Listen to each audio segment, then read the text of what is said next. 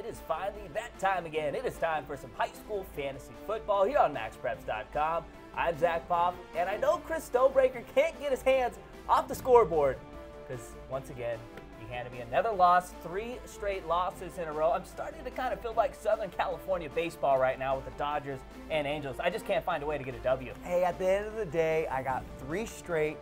I had a little bit of a debacle, you know. I picked a wide receiver that was on a bye. You know. So he tweets at me and says, hey, I'm on a bye. So I had to go pick up. At least these guys tweet you, you know. If you do that in NFL fantasy football, it's like you're stuck with the bye and you're screwed and you get that 0. But look at the scoreboard right there. Stoney, 134. Myself, 115. Yeah. And before we do check out our Week 6 lineups, I know you want to highlight a couple of the guys that really balled out for you last week. And your quarterback, Parker Carmichael, had himself another good game last weekend. Now, Parker Carmichael was for sure putting on a show once again. And you know what? This week, Parker will be breaking the 10,000-yard passing mark in his high school career as he already eclipsed the century mark for TDs. He took that TD total to 105 this week after his 3 TD 200-yard outing against Tuslaw in Triway's 57-13 victory, where he gave me some extra points with his feet, and he got 2 TDs with 54 yards to take his fantasy point total for the week to 43 yards. Starkville is another team from last week that really gave me some added points and much needed points. They are from Mississippi, and they recorded their 2nd straight shutout, beating Northwest Rankin 42-0. The Yellow Jackets allowed 151 yards and had 2 sacks, 1 fumble, 1 INT to get Team Chris 20 points for my defensive selection. Starkville is now ranked number 22 in the MaxPreps Excellent 25. Now, Cole Thompson, I picked him kind of in a defensive strategy type I'm doing choice. the same thing to you this week. Yeah, exactly. So, okay, he didn't ball out because he was kind of bottled up. Browning was a little bottled up, but he still got me on top of everything, 74 yards and a TD. So still got me some good points. I really want to, again, say thank you to Jordan Miller, you know, from Triway as well. I had to pick him up late last minute. He still got me some points to take me over. He ended with 80 yards. Yeah, 8 points. Game. I didn't probably even need him to beat you, but I thank you very much. You haven't really needed much to beat me here the last few weeks. But before we do check out our Week 6 lineups, one guy I wanted to really highlight was Brother Rice's 3-star stud wideout, Mr. Grant Perry. He hauled in 14 grabs for 257 yards and housed 2 TDs. And Perry racked me up 37 fantasy points. The 6-foot, 185-pound wideout has been balling this year. 52 grabs, 977 yards, 11 TDs, 4th leading wideout in the country on MaxPreps.com. And another receiver that had a good game for me last week was Albany's Deshaun Holmes, the 2015 USC commit. He had a really good 39-yard touchdown, had about 85 total yards, so had a pretty good game, but a huge win for Albany as they took down Chaminade on last Thursday night. And also another guy that had a good game.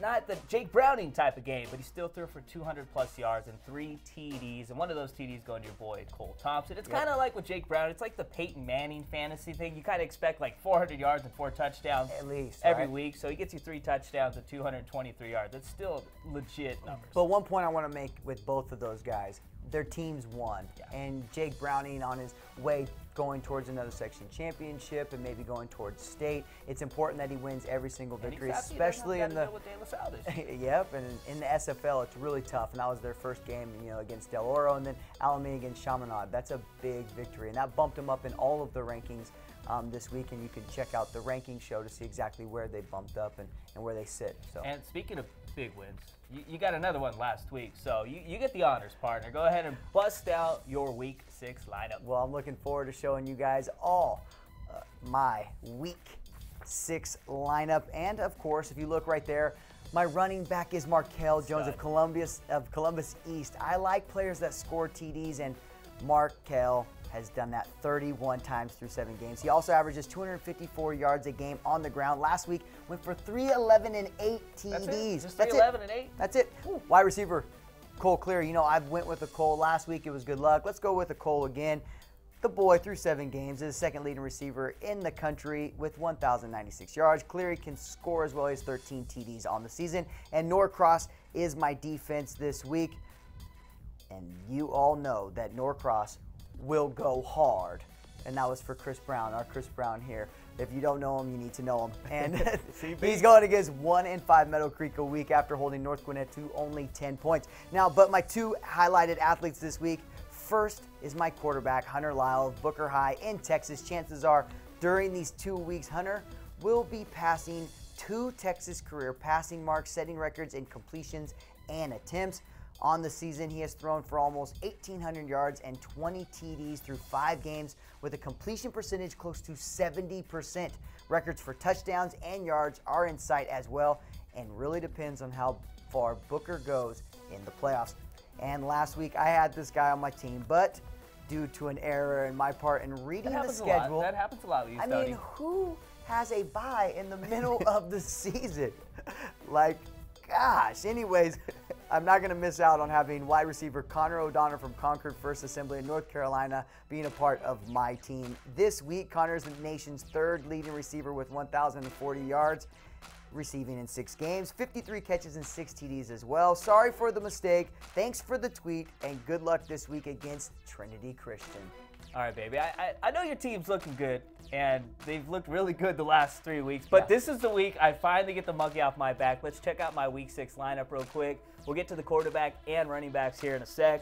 You got to give me the 2 Texas boys at wideout, and Sam Vitulli and Jared Reagan. They're 7th and 8th in the country in receiving this season. They've combined for nearly 1,800 yards to go with 20 total touchdowns. And I'm rolling with Nico, the Hit Man. There's not a better nickname for a safety in all high school football.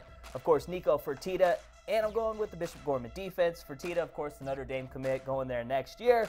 And don't be surprised my boy Ty John Lindsay houses at least 1 punt return this Friday night against Durango. But let's go ahead and roll the tape on my stud quarterback. And I think a lot of high school football fans have become more familiar with Anchorage South's Justice Augafa after this remarkable flip. 4'6". This kid is really just a highlight reel. I mean, you were the one that told me to check out Justice Augafa, and I was very, very impressed. I mean, he had about 30 plays just like that where he broke through pretty much the whole team and took it to the house. I'm hoping he does it this weekend for my fantasy squad.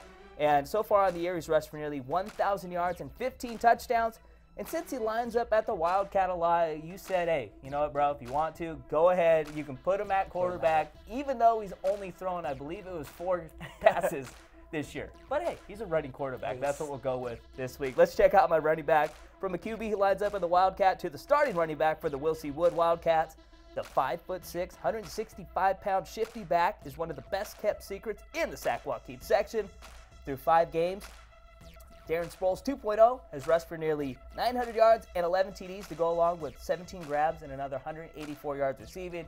And you see how shifty he is right here? Check out this block, Roderick Douglas. Wow, depleted right there.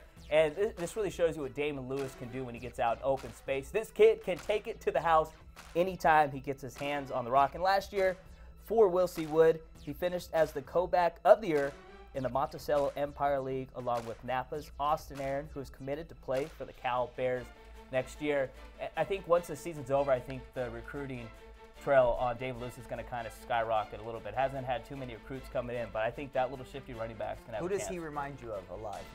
Darren Sproles. You say Darren Sproles? Yeah, I mean, and we saw Brandon Oliver, kind of the Darren Sproles 2.0 for San Diego last week. I see a lot of his game in that, and I know our director, Scotty Hargrove's happy to swoop him up on the waiver wire this week. That block was exceptional. Roderick Douglas, that kid is a stud. And you're picking up a wide receiver that my quarterback will be throwing to, so another that move last switch it around on me. I respect that. So I got to do what I can do. I mean, this monkey's getting pretty big on my back. It's 3 straight losses. It's 3 straight losses in a row. So we'll see if I can finally even it up here, 3 in a row for you, Stoney. And that's all the time we have on this week's High School Fantasy Football Show. For Chris Stonebraker, I'm Zack Poff. And don't forget, Friday, 12 p.m. Pacific Time, go to MaxPreps.com for the best high school football show in the business with Steve Montoya.